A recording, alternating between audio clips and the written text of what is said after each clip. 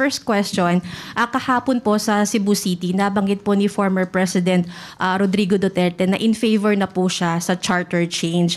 Basta raw po ma-sure na ito ay economic provisions lamang and hindi po magbe-benefit or makikinabang yung mga incumbent officials. Your thoughts po? Thank you. Can I start? I think, good morning everyone. That's exactly what we've been saying from the beginning, that we are pushing for charter change just to push for these economic amendments. So siguro po nakikita na ng ating well-respected former President Rodrigo Duterte ang linaw na ito naman talaga yung matagal nang pinupush ng maraming administrasyon at syempre ng 19th Congress. Maraming salamat po. Kong Ino. Of course, it is a welcome development that the former President Duterte is supporting charter change. And as what DSJJ has mentioned, it's very important. It's a very historic day today that we're tackling RBH 7, strictly focusing on the economic provisions. And we can really listen to all of the members in these next few days.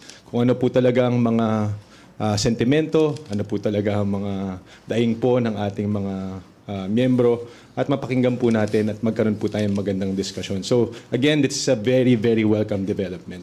Thank you. DS Juarez po. Well, we're very happy with the statements of the former president, but I'll be a lot more happier if the same can be echoed by his supporters. I was following the rally last night in Cebu at natutuwa po ako nung sabihin niya na sinusuportahan niya ang pagbabago ng ating saligang batas basta ito po ay limitado lamang sa economic provisions. So tama po yung sinabi ni Congresswoman Pami, ever since we passed RBH 6 last year, it was just purely in economic provisions. We've been consistent with the position of the stand from day one and up until now. Siguro makikita nyo naman dun sa RBH 7, talagang mirror resolution po ito ng Senado. Kaya doon po talaga iikot ang deliberasyon sa economic amendments lamang. So inuulit ko po yung posisyon ko. Natutuwa po ako sa pagbabago ng sentimiento ng dating Pangulo kasi lang mas magiging maganda po ito kung pati ang kanyang mga sumusuporta ay sumalamin din sa posisyon ng dating Pangulo. Kong Nograles.